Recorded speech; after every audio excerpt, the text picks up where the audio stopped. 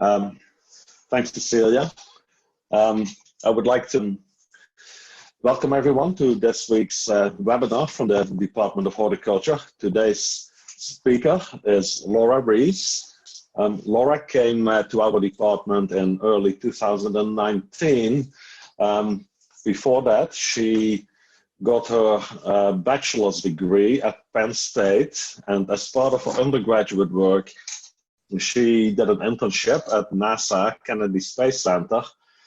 And while she was there, some of her mentors at Kennedy Space Center suggested that she contact me for graduate work, and that was the beginning of a new part of Laura's life story. I see that we have some of the people from Kennedy Space Center attending today, so I would like to welcome all of you. It's great to see you. I wish we could see each other in person. So for the past 2 years, Laura has been working on the effects of light intensity on water use efficiency and controlled environment agriculture, and she is going to give us the highlights of her work from the last 2 years. Laura, with that, I'll turn it over to you. All right, thank you so much, Mark. So as Mark said, my work was on the effects of varying light intensity and water use efficiency, and my goal was increasing the efficiency and reducing costs in controlled environment agriculture. It is not advancing. All right, so you may ask why increasing water use efficiency, why we're worried about that, and the reason is that it can reduce costs in vertical farms. So the heating and air conditioning, the HVAC costs represent a significant portion of the power costs required to run a plant factory. So when we look at why this is, a lot of this is the dehumidification. So these are closed systems where all of the water that the plants are transpiring out is then it's just being recirculated unless you take it back out. So by dehumidifying, that costs money, and then it also costs to reheat the air after you dehumidify. So reducing the transpiration can reduce those costs, but at the same time, we want to maintain the yield. So that's where that water use efficiency comes in, because that's maximizing the yield for the amount of transpiration that we have. So from my research, I obviously wasn't very interested in measuring the water use efficiency at a watershed level. So my research was focused on the crop level and the leaf level of water use efficiency. And my objectives were to determine at what light intensity the instantaneous water use efficiency would reach a maximum, and to then quantify the water use efficiency of lettuce and petunias that were grown under different light intensities using the same daily light integral in the growth chamber and in greenhouse conditions. And to do that, I wanted to measure the amount of water that they were using over the entire growing cycle, to measure their different growth parameters. And then because the petunias, which I picked for this specific reason, were photoperiodic, I wanted to identify any problems with flower production caused by the high light intensity and short photoperiod treatment that we were planning on doing. I also wanted to quantify the nitrogen use efficiency of the lettuce and the petunias grown under different light intensities using the same daily light integral in the growth chamber and greenhouse. So the first thing that I was doing was to determine the water use efficiency light response curves. And this I did in a single leaf. And so I did this by measuring the gas exchange in one portion of one leaf. So that's sort of equivalent, if you saw the little black box up here, that's sort of the size and how the cuvette clamps onto the leaf to do these measurements. So this measures the instantaneous water use efficiency and the assimilation and transpiration in this one part of the one leaf. But it doesn't account for the effects on the rest of the plant. Like if you notice there's a little shading going on in that plant, it's not really going to account for that very well. So the plants that I was using for this, I had purple wave petunias and green salad bowl lettuce. The lettuce is shown to the right here. And I performed my measurements on adult plants. So when I'm talking about adult plants, in the lettuce, this is plants that would be of harvestable size. And in petunias, it was after they had begun to flower. So I raised these plants in growth chambers on their fluorescent lighting with a temperature of 24 degrees Celsius, a 15-hour photoperiod, and ambient CO2 concentration. And for the lighting for these experiments, I had 2 different LED chips. So the first of these was what I called the warm white, and this is the one shown to the right at the top. This one had more far red and red. And if you notice, that's above 700 there, so really that's the far red, so there's more of that in that warm white frequency. And the thought was with this, with it having more far red, the previous research in our lab and in Bruce Bugby's lab has shown that this increased far red can cause an increase in the photosynthesis overall. So I was hoping to see potentially higher assimilation in these. The cool white, which is the one on the lower side there, had more blue. And generally under higher blue light, plants, their stomates will open more. It triggers a signal that signals for stomatal opening. And I controlled these lights using a dimming controlled by an Arduino microcontroller. And this was so that I could have different light levels, and I had a code that operated these smoothly. I used the gas exchange measurement system, the Cyrus 30 from PP Systems, to measure the gas exchange, and I did this at 2 different CO2 concentrations, at 400 and at 800 parts per million.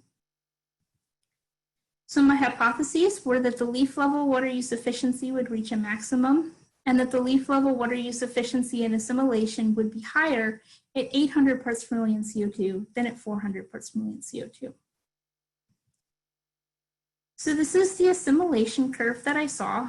And in this graph, on the x-axis is the light intensity, the y-axis is the assimilation, and this is for the lettuce, and at 2 different CO2 concentrations under the warm white light.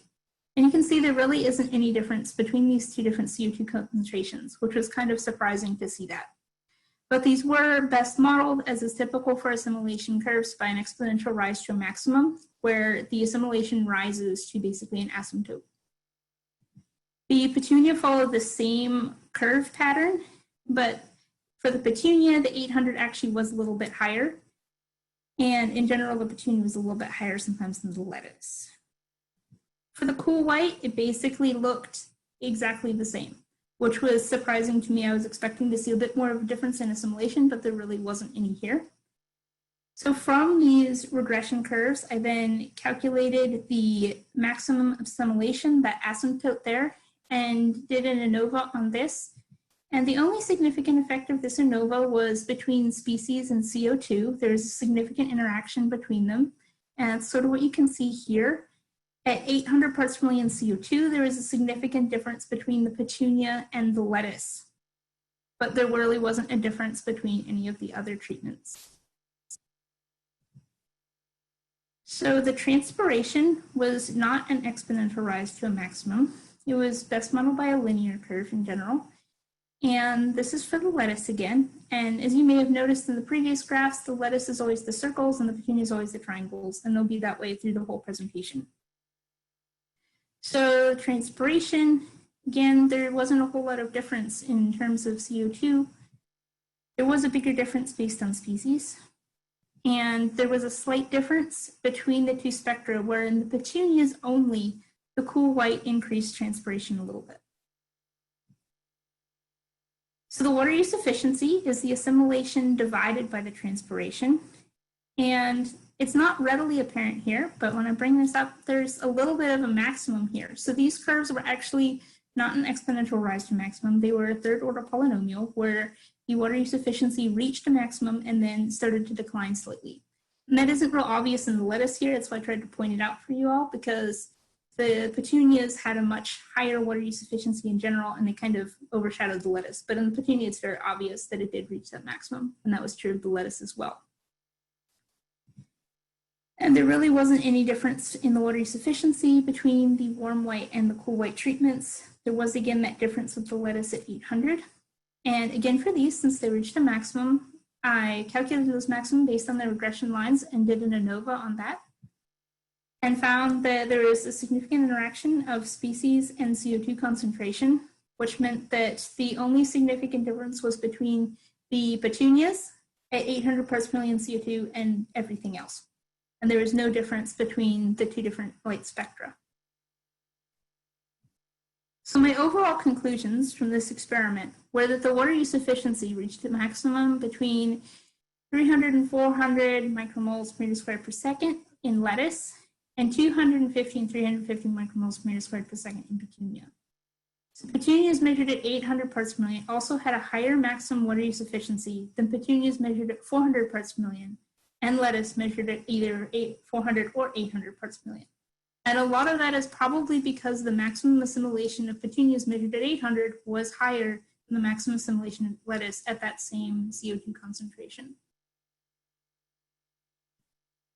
So from this, and using some of this data to inform my hypotheses, I then looked at the crop water use efficiency in a vertical farm system. And while I was doing this, I still continued to look at the leaf level water use efficiency as well. So the vertical farm system setup that we have is in a walk-in growth chamber, and there are 3 racks in there with 3 shelves per rack. And you can see these off to the right. Each of them is divided by those foil dividers that you can see in the picture. So there's 6 treatments on each rack, and then each rack has a replication. So we have 3 replications in there. The chamber has controlled temperature and humidity at 24 degrees Celsius and 50% humidity, and the CO2 in there was set to 800 parts per million. So for this experiment, I had a daily light integral of 12 moles per meter squared per day. So a little bit earlier on, I had also mentioned this daily light integral and how we were keeping it constant. So I wanted to talk a little bit more about that for some of you who may not be as familiar with this. So the daily light integral is the photoperiod multiplied by the PPFD, or the light intensity. So the goal of keeping the DLIs the same is that then you have roughly equivalent electricity usage, and you can directly compare your other costs while keeping your electricity costs constant. So at a low photoperiod and a high PPFD, which is the one that's shown on the darker bar graph on the graph to the right here, where photoperiod is the x-axis and PPFD is the y-axis, this actually has the same DLI as one with high photoperiod and low PPFD, which is the lighter colored box. And you notice the DLI is the area within those boxes. So that area is the same for both of them. So in terms of my treatments, this meant that when I had a PPFD between 200 and 400 micromoles per meter squared per second, this was equivalent to a photoperiod of between 20 hours and 10 hours. And the reason those are in reverse order is to remind you that a long photoperiod corresponds to a low PPFD, and a short photoperiod corresponds to a high PPFD. So for this experiment, once again, I was using petunias and lettuce. I was using green salad bowl lettuce, and then the Purple Wave Classic, which is a little bit different than the Purple Wave, and I'll discuss that a little bit later as well. But it was very similar in general to what I used before. So using these two, I then did leaf level gas exchange and chlorophyll fluorescence measurements, and took stomatal impressions using nail polish for stomatal density determination. I measured growth in terms of dry weight, the chlorophyll content index, or CCI, the nitrogen concentration, branch length of the petunias, number of nodes per branch in the petunias, and the flower number in the petunias. So the amount of water applied to each treatment was recorded each time the plants were watered, and this was to calculate the total water use for each treatment. And the way that I did this was that I had 12 plants growing in a tray, and those sort of trays were placed in a waterproof tray. And this way I could bottom water all of the plants. So I would measure how much water I put in each of these bottom trays for the plants to take up. And that was how I calculated exactly how much water that they were using. And for all of the graphs to follow, the numbers given are for that whole set of 12 plants, because that was one replication. So I calculated the crop level water use efficiency by dividing the dry weight by that total amount of water that I had applied to each treatment. And the branch length of the petunias, I divided that by the number of nodes per branch to calculate the average internode length. And that's important for growers to sort of know what's happening with that, because it can be an indication of whether there's stretching happening within the petunias. So my hypotheses for this experiment, taken from the results of the previous one, was that the range of PPFD from 300 to 400 micromoles in lettuce and 250 to 350 in petunia would have the highest water use efficiency. The petunia water would reach its maximum water use efficiency at a lower PPFD than lettuce, and that leaf level results would not entirely predict the crop level results. And the last hypothesis turned out to be the most correct. So the leaf level results that I got from this experiment were that the leaf level assimilation increased with increasing PPFD. And the assimilation in general was higher in Petunia than it was in lettuce for these experiments. The leaf level transpiration increased in lettuce with increasing PPFD. There really wasn't a trend in the Petunia. And the water use efficiency significantly increased with PPFD.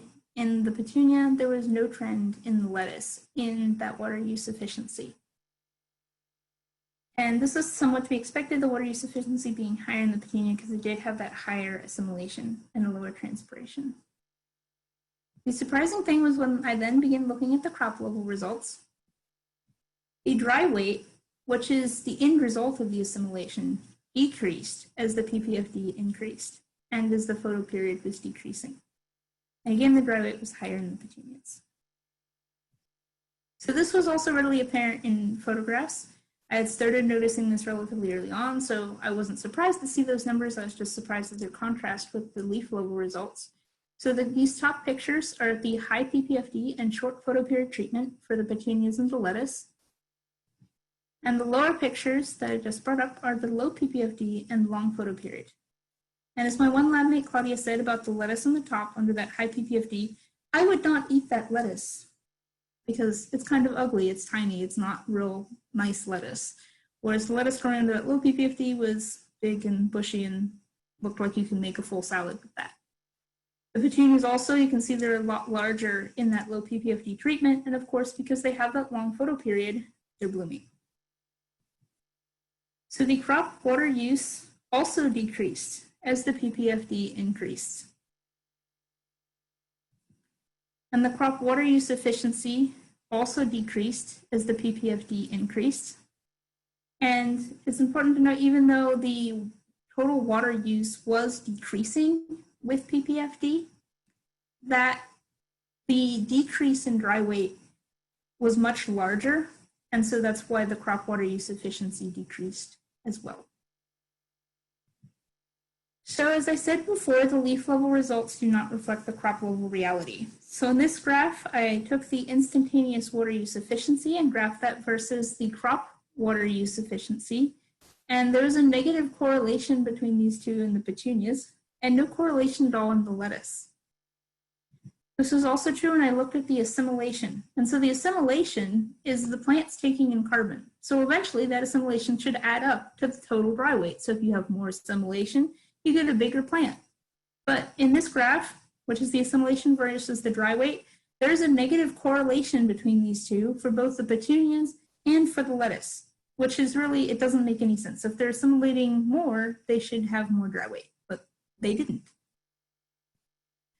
So this is really because the leaf level data is an instant snapshot of the physiological behavior in one leaf. It isn't necessarily reflecting what the whole plant is doing. So when we look at the assimilation in the previous one, I'll bring that up just briefly. The units are meters squared and seconds. That's what it's divided by.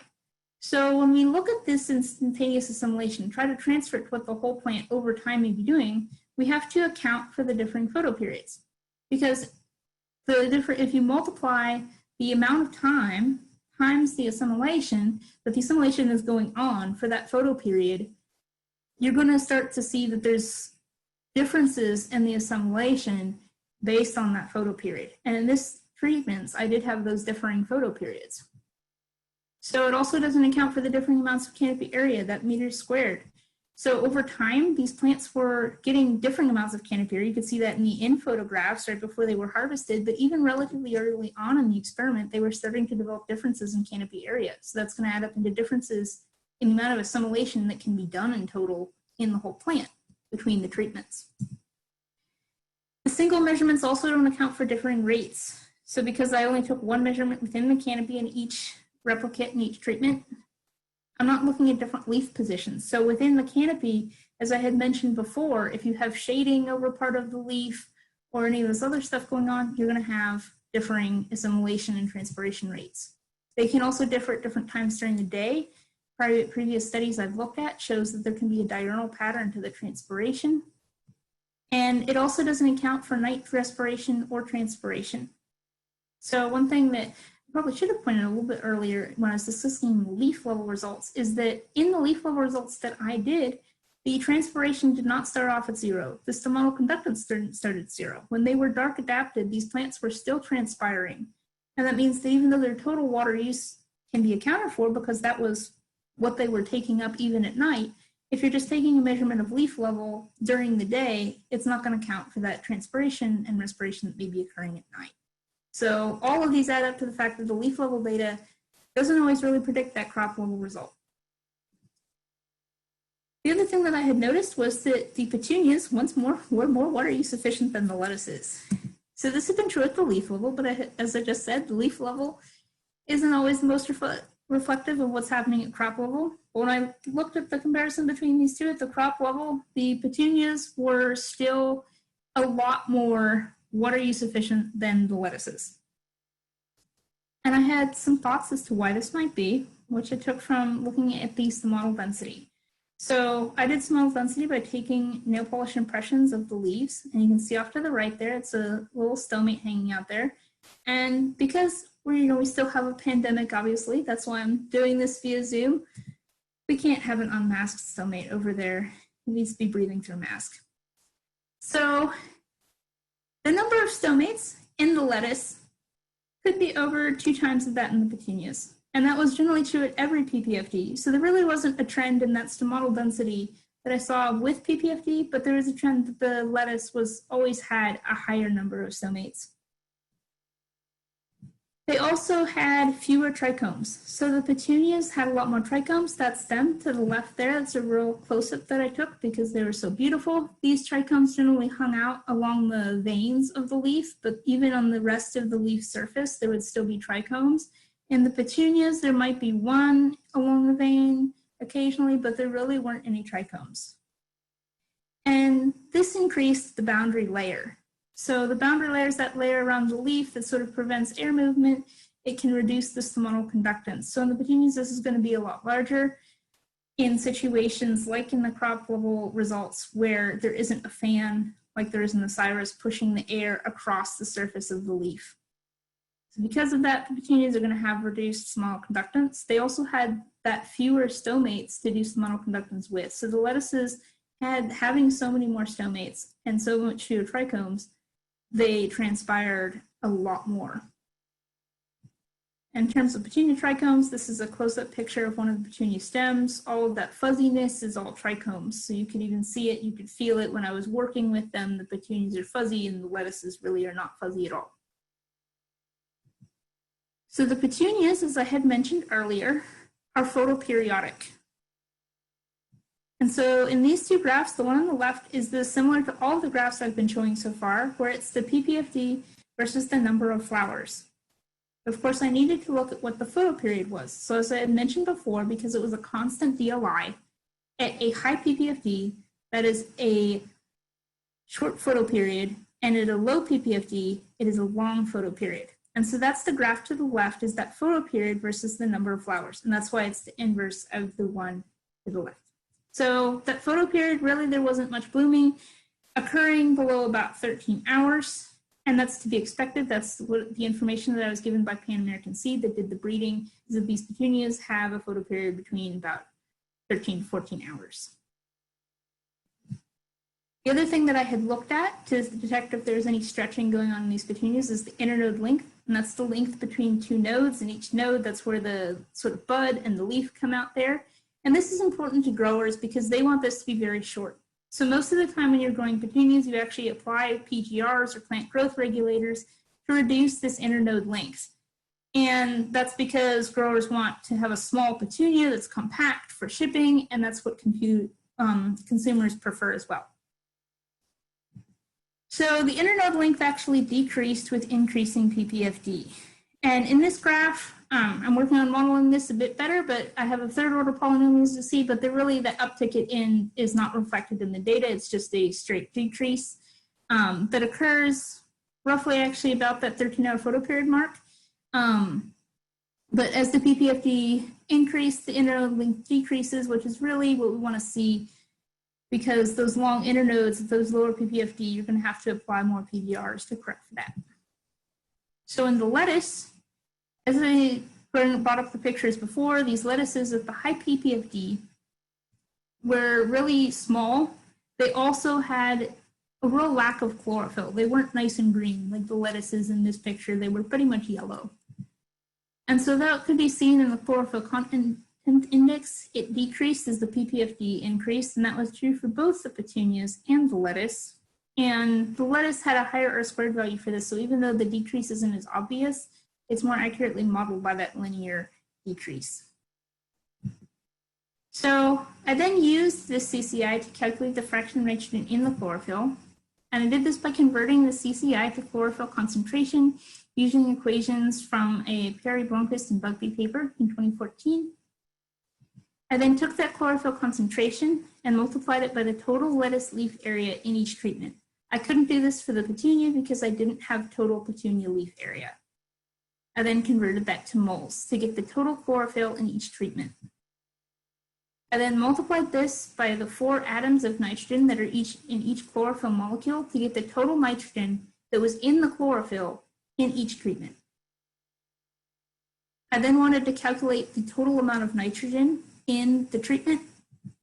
So I took the nitrogen fraction that I had gotten from the nitrogen concentration testing that was done by the lab over on College Station and multiplied it by the dry weight to get the total nitrogen per treatment in grams.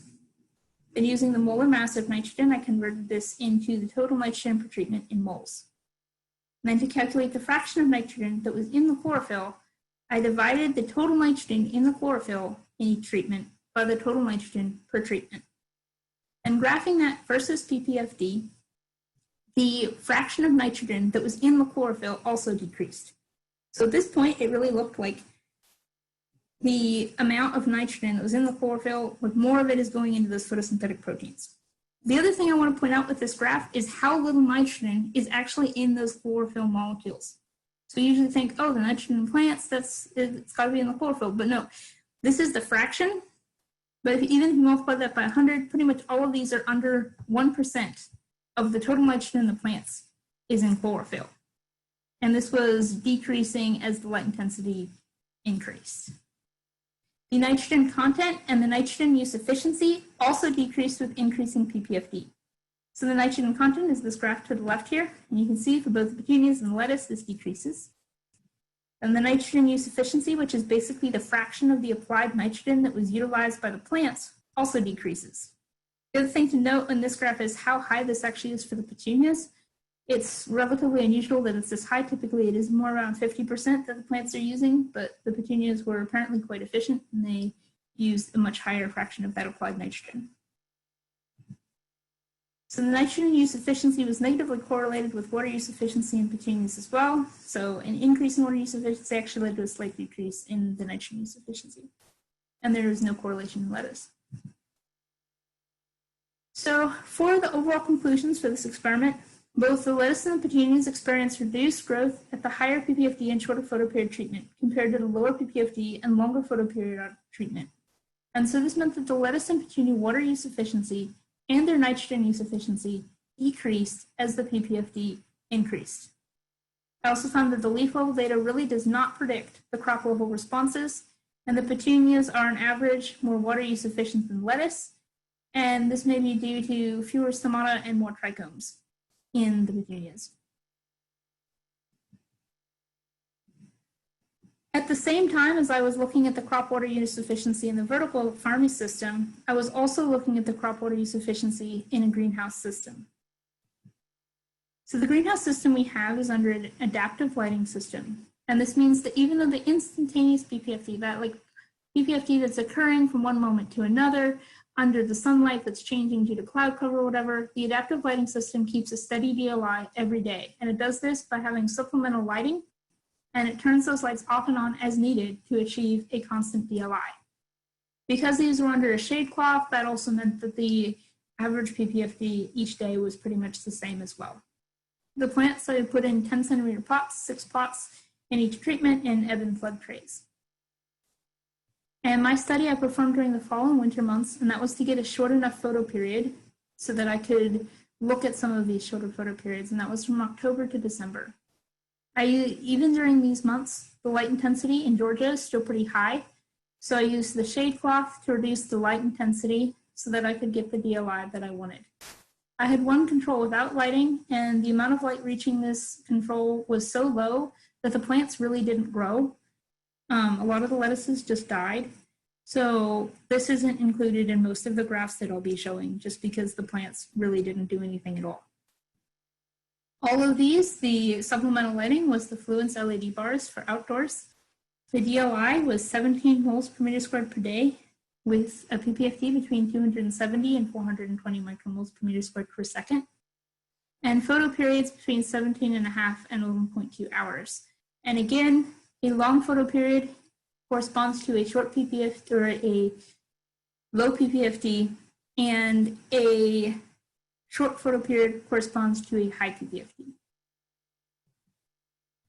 My measurements that I took were basically the same as the ones I did in the vertical farm. So the leaf gas exchange, chlorophyll fluorescence, stomatal impressions, measurements of growth. The main difference was in how I calculated the water use efficiency and the water use in total. So as I said, these were in ebb and flood trays. So I couldn't record every, liter of water that I gave to them.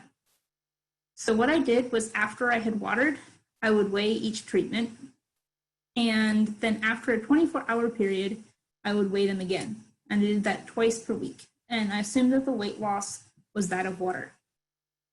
So I then graphed this against all the days of the study, the water use on the days that I had measured, and then I calculated the area under that curve to determine the total water use that the plants had done. So the crop level water use efficiency I then calculated by dividing the dry weight by that total water use. And again, I divided the branch length of the petunias by the number of nodes to calculate the average internode length. My hypotheses, which, as I want to remind you, that I was doing this at the same time as the vertical farm study, so they were very similar hypotheses. The range of PPFD from 300 to 400 micromoles in lettuce and 200 to 350 micromoles in petunia would have the highest water use efficiency. Petunia would reach its maximum water use efficiency at a lower PPFD than lettuce. The leaf level results would not entirely predict the crop level results, and the results would be less precise than the vertical farm. So as in the vertical farm, the leaf level assimilation increased with PPFD. And this was true of both the petunia and the lettuce, and again, the petunia was a little bit higher. There was really no trend in the transpiration and the leaf level water use efficiency. And although that, as I mentioned, I was expecting this to be less precise, it was. There's a lot more environmental variation that goes on in a greenhouse than in a vertical farm. So no more trends in those, but when I was looking at the crop level, again, I saw a decreased dry weight, which was the opposite that one would expect from that assimilation, where it is increasing. But again, similar to the vertical farm, the leaf level was not predicting the crop level, and the dry weight decreased at a higher PPFD, and that was true of both petunia and the lettuce. And again, I could kind of see this in photographs. Again, the top pictures are at a high PPFD and short photo period. The bottom pictures are at a low PPFD and a long photo period.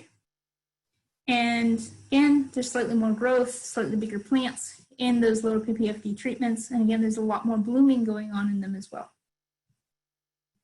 So the total water use decreased in the lettuce. There wasn't a real trend in the petunias.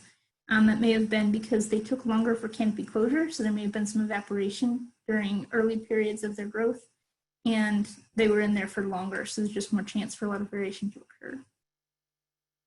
There was, however, a significant trend in the crop water use efficiency, and this decreased with increasing PPFD. So again, as I said, the leaf level results do not reflect the crop level reality.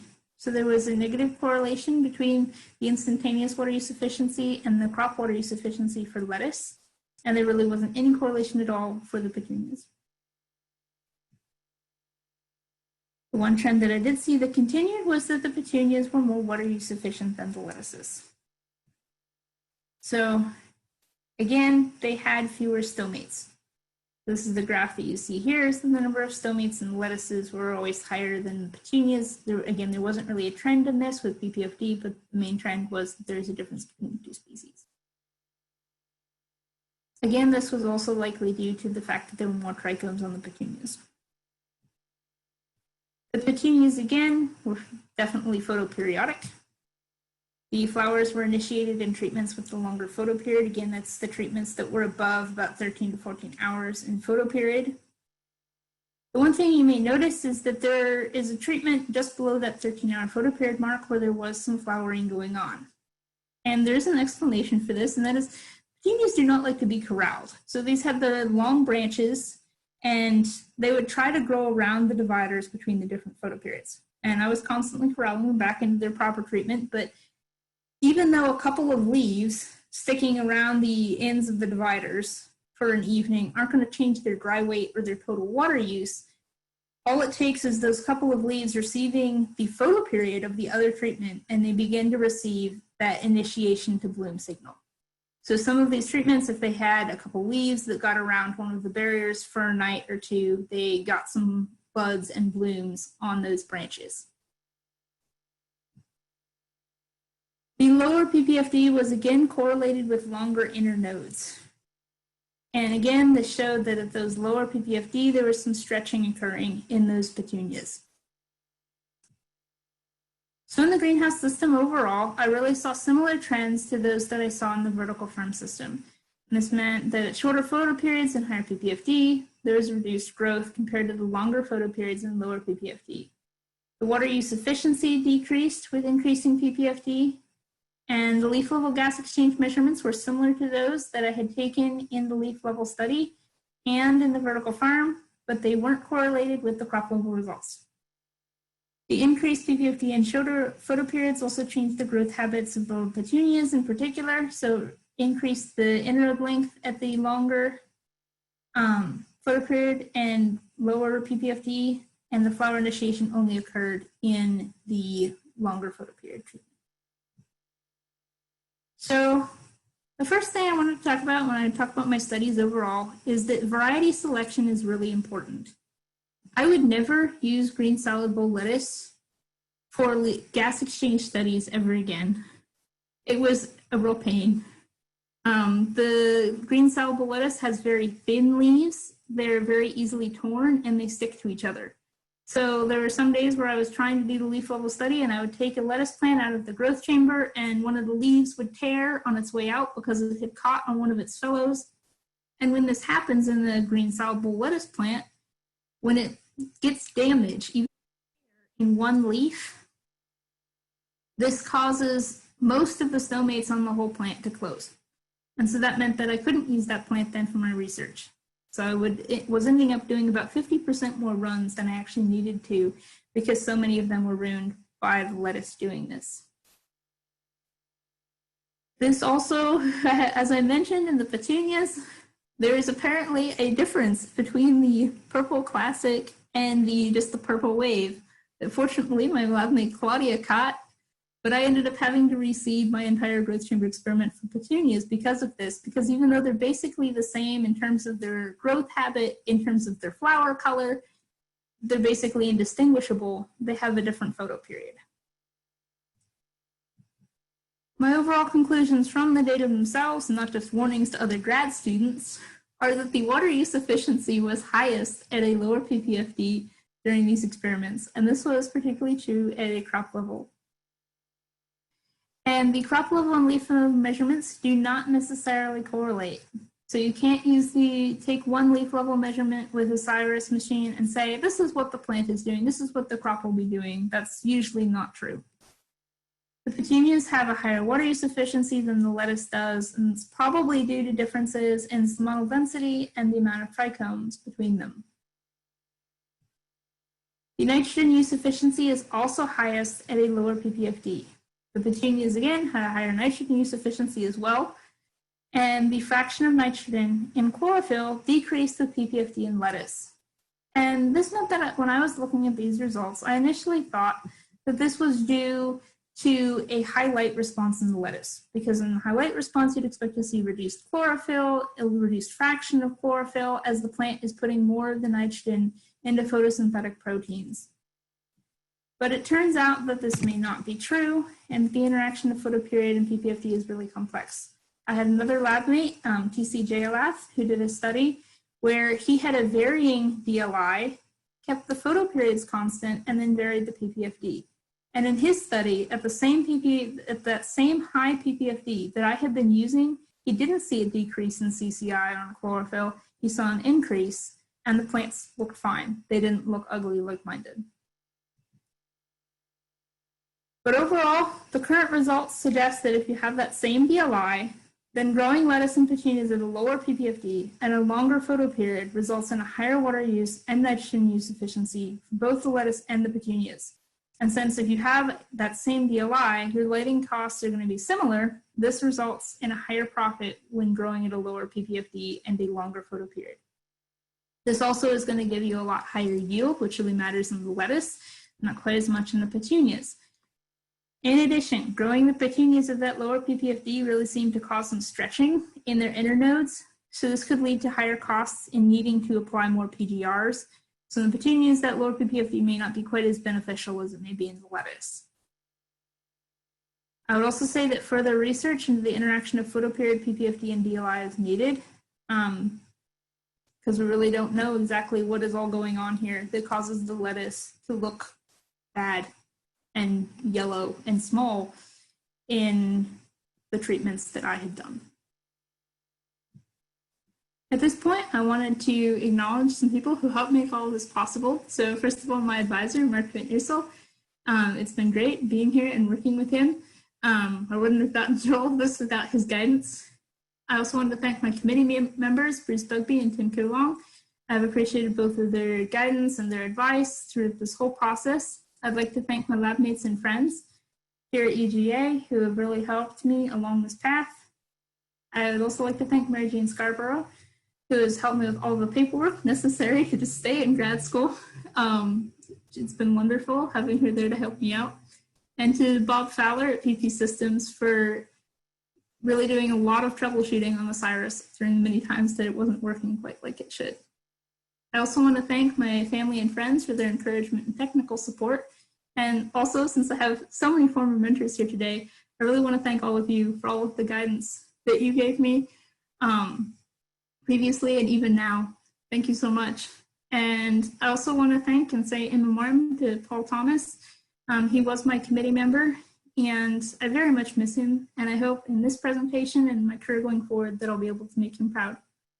I also wanted to thank my sources of funding, the USDA NIF and LAMP grant, and the Department of Horticulture at the College of Agricultural and Environmental Sciences at the University of Georgia, and Fluence for donating the lighting systems that I was using. At this point, I'd like to take any questions, and I thank you all so much for coming to my presentation today and to listen to me talking about lettuce and petunias. Thank you. Thank you, Laura. Great job. Do we have any questions for Laura?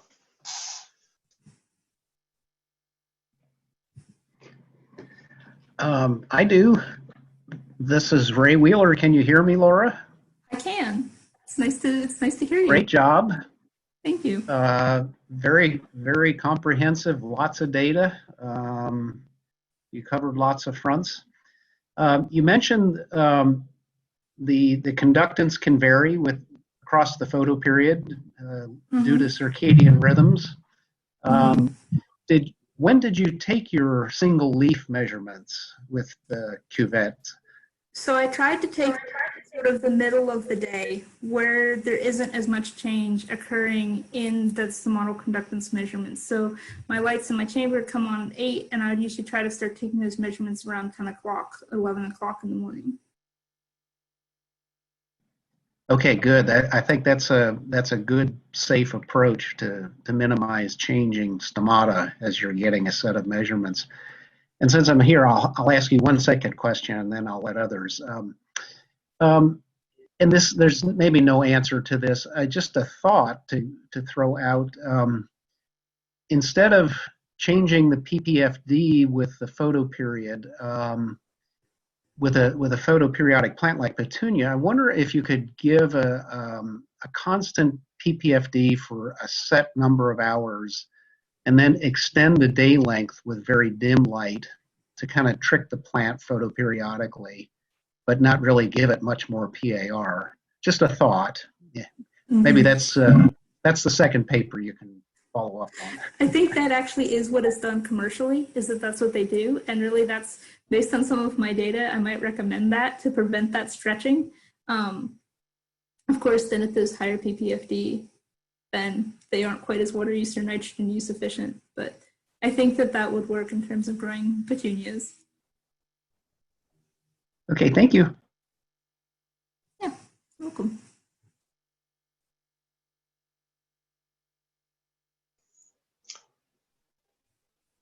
Other questions? Hi, Laura. It's Joya. Hi, Mark. Hi, Joya. This is really great. You did a huge amount of work, and it's really impressive and very interesting.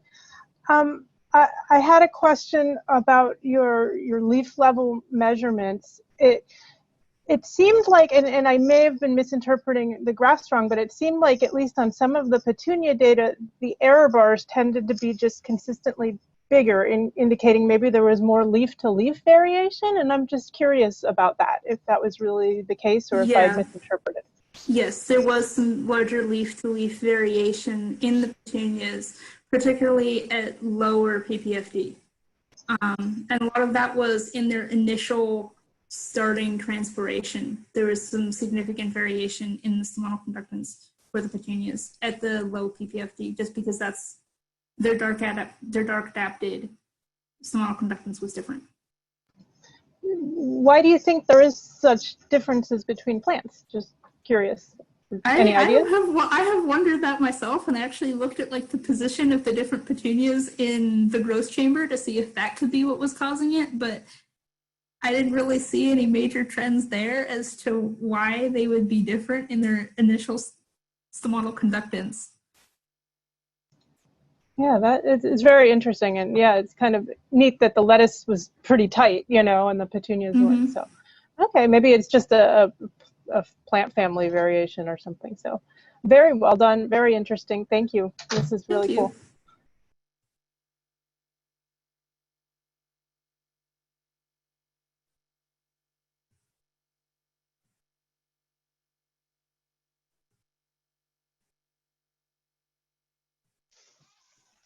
Any other questions from anybody?